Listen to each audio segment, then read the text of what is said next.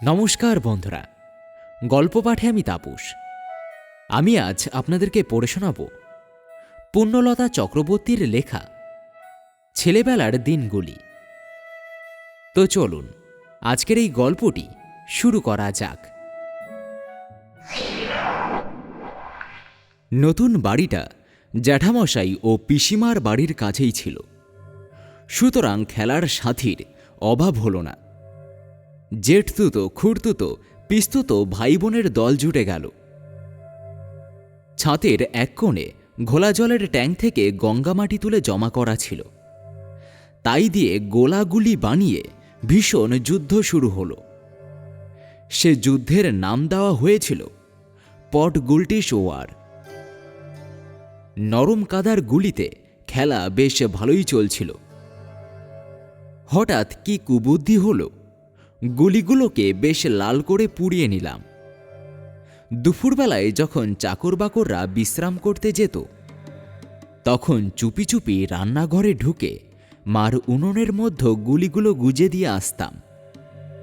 ওরা উনুন ঝাড়বার সময় সেগুলি বেছে ধুয়ে আমাদের দিয়ে দিত। কিন্তু তাতে দুপক্ষই এমনভাবে আহত হতে আরম্ভ করল যে আমাদের রান্নাঘরে যাওয়াই বারণ হয়ে গেল।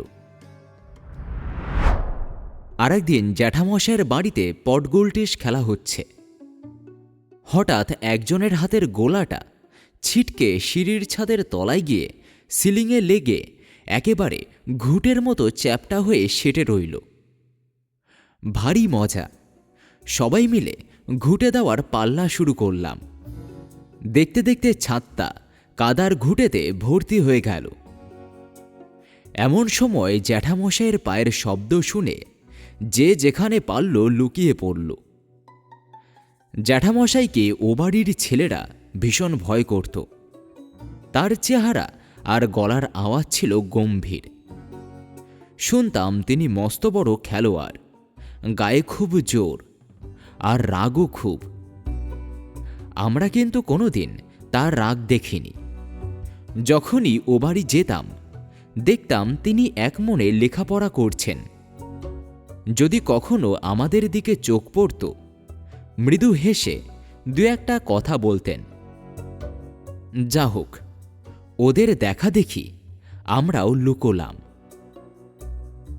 জ্যাঠামশাই আনমনে কি ভাবতে ভাবতে আস্তে আস্তে সিঁড়ি দিয়ে উঠছেন।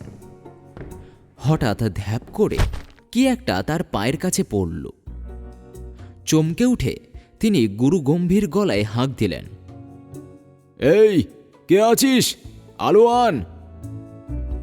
চাকর ছুটে গিয়ে সিঁড়ির আলোটা উস্কিয়ে সামনে ধরতেই দেখা গেল একতাল থলথলে কালো মতন কি জিনিস। ধমক দিয়ে বললেন, এটা আবার কি? কোথা থেকে এলো? চাকর কাঁচুমাচু হয়ে বলল, আগে ছেলেটা কি যেন খেলা করছিল। তখন কি ভেবে হঠাৎ উপর দিকে তাকিয়ে ছাতের ছিঁড়ি দেখেই জ্যাঠামশাই হো হো করে হেসে উঠলেন। আমরাও হাঁপ ছেড়ে বাঁচলাম। আরেকদিন চোর পুলিশ খেলছি। দাদা হয়েছে পুলিশ, আমি চোর। আমার হাতে সাপমুখো বালা ছিল। তার একটা মুখ টেনে ফাঁক করে অন্য বালাটা তার ভিতর দিয়ে গলিয়ে দিব্যি হাতকড়ি বানিয়ে দাদা আমাকে ধরে নিয়ে চলল। আমি যেই এক ঝটকায় হাত ছাড়াতে গিয়েছি, অমনি নতুন বালা ভেঙে দু তিন টুকরো হয়ে ছাতে ছড়িয়ে পড়ল। টুকরোগুলো কুড়িয়ে মার কাছে নিয়ে গেলাম। মা হেসে বললেন, তোমাকে দেখছি এবার লোহার বালা গড়িয়ে দিতে হবে। ক্রিকেট, হকি প্রভৃতি খেলাতেও হাতেখড়ি ওই ছাতেই আরম্ভ হয়েছিল। আমি একটু দোষী ছিলাম কিনা, দাদাদের সঙ্গে যত সব হুড়োহুড়ি খেলায় খুব মজবুত ছিলাম, তেমনি আবার দিদিদের সঙ্গে পুতুল খেলাও চমৎকার লাগত। মা সুন্দর করে দোতলা পুতুল ঘর সাজিয়ে দিয়েছিলেন। কত ডল পুতুল, কাচের পুতুল, মাটির পুতুল, পুতুলের খাট বিছানা, চেয়ার টেবিল, টি সেট, ডিনার সেট, পিতল ও মাটির কত হাঁড়িকুড়ি, হাতাবেড়ি কত ঘরকন্না, রান্না বান্না। দিদিরা সুন্দর সুন্দর জামাকাপড় পুঁতির গয়না তৈরি করত। পুতুলের বিয়েতে ছোট ছোট পাতায় করে ছোট ছোট লুচি মিষ্টি ইত্যাদি খাওয়া হতো। একবার পুতুলের বিয়েতে আমরা ফুলপাতা নিশান দিয়ে বিয়েবাড়ি সাজিয়ে সারি সারি ছোট্ট ছোট্ট রঙিন মোমবাতি জ্বেলে দিলাম। সবাইকে ডেকে দেখালাম, কি সুন্দর দেখাচ্ছে। তারপর খাবার ডাক পড়তে সবাই নিচে চলে গেলাম। খাওয়া সেরে এসে দেখি পুতুল ঘরে সে এক অগ্নিকাণ্ড। ছোট্ট মোমবাতি কয়েক মিনিট জ্বলেই শেষ হয়ে গিয়েছে। নিশান টিশান পুড়ে একেবারে কাঠের ছাদ জ্বলতে আরম্ভ করেছে। তাড়াতাড়ি জল ঢেলে আগুন নিভানো হলো। অল্পের জন্য পুতুলগুলো বেঁচে গেল। আমাদের এক মজার খেলা ছিল, রাগ বানানো। হয়তো কারো উপর রাগ হয়েছে, অথচ তার শোধ দিতে পারছি না। তখন দাদা বলতো, আয় রাগ বানাই, বলেই সেই লোকটির সম্বন্ধে যা তা অদ্ভুত গল্প বানিয়ে বলতে আরম্ভ করত। আমরাও সঙ্গে সঙ্গে পাল্লা দিয়ে বলতাম। তার মধ্যে বিদ্বেষ কিংবা হিংস্র ভাব কিছুই থাকত না। সে ব্যক্তির কোনো অনিষ্ট চিন্তা থাকত না। শুধু মজার মজার কথা। যত রকম বোকামি হতে পারে, যত রকমে মানুষ নাকাল ও অপ্রস্তুত হয়ে হাস্যাস্পদ হতে পারে, সব কিছু সেই লোকটির সম্বন্ধে কল্পনা করে আমরা হেসে কুটিপাত হতাম। দাদার হজবরল বইয়ের হিজিবিজি যেমন মনে করো বলে যত রকম সব উদ্ভট কল্পনা করে নিজে নিজেই হেসে দম বন্ধ হওয়ার উপক্রম করে। আমাদেরও প্রায় সেই দশাই হতো।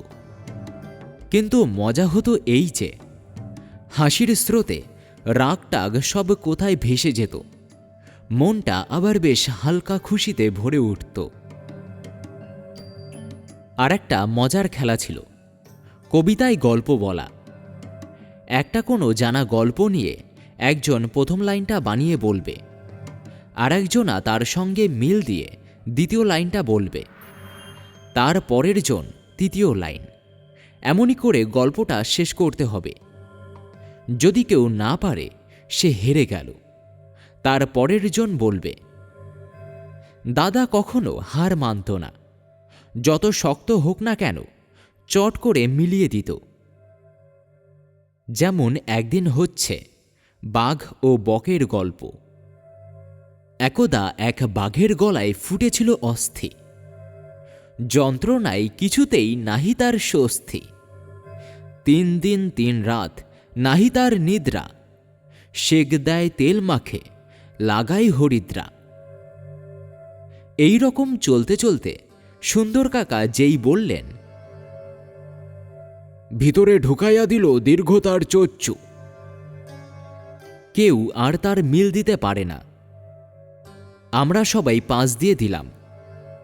দাদার পালা আসতেই সে চট করে বলল, বক সে চালাক, অতি চিকিৎসক চুচ্চু। আমরা চেঁচামেচি করে উঠলাম, ওসব যাতা বললে হবে না, চুচ্চু আবার কি কথা।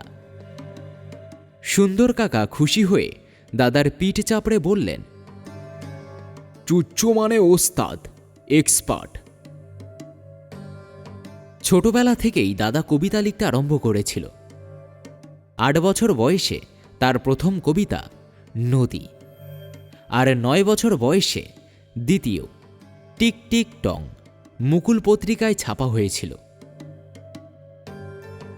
দাদার দেখা দেখি আমারও শখ হলো কবিতা লেখার। একটা খাতায় বেশ ফুল লতাপাতা এঁকে লুকিয়ে লুকিয়ে 2-1টা কবিতা লিখলাম। তারপর একটা গল্প লিখতে আরম্ভ করলাম। একদিন দুপুরে বসে গল্প লিখছি। বাবার কাছে একজন ভদ্রলোক দেখা করতে এলেন। তাকে বসিয়ে বাবাকে ডেকে দিলাম। বাবা এসে তার সঙ্গে খানিকক্ষণ গল্প সল্প করলেন। তারপর দুজনে একসঙ্গে কোথায় বেরিয়ে গেলেন। আমার খাতাটা টেবিলে ফেলে এসেছিলাম। ওরা চলে যেতেই তাড়াতাড়ি খাতাটা আনতে গিয়ে দেখি আমার সেই অর্ধেক লেখা গল্পটার পাতায় তারপর হলো কি বলে বাকি গল্পটা সেই ভদ্রলোক নিজেই লিখে শেষ করে রেখেছেন। তিনি ছিলেন তখনকার একজন নামকরা লেখক নগেন্দ্রনাথ গুপ্ত। বড় হয়ে তার লেখা অনেক সুন্দর গল্প প্রবাসীতে পড়েছি। আমার খাতায় তার লেখাটা নিশ্চয় খুব ভালো হয়েছিল, কিন্তু তখন আমার মনে কি হয়েছিল জানো? মনে হলো আমার গল্পটা মাটি হয়ে গেল। মনের দুঃখে খাতাটা ছিঁড়েই ফেললাম। বাবা যখন বিদেশে কোথাও যেতেন, মজার মজার ছবি আর পদ্য আমাদের চিঠি লিখতেন। আমাদের পড়া হয়ে গেলে সেগুলি কত লোকের হাতে হাতে ঘুরত। সেসব যদি সংগ্রহ করা থাকত, তাহলে তাই দিয়ে মজার একটা বই হতে পারত।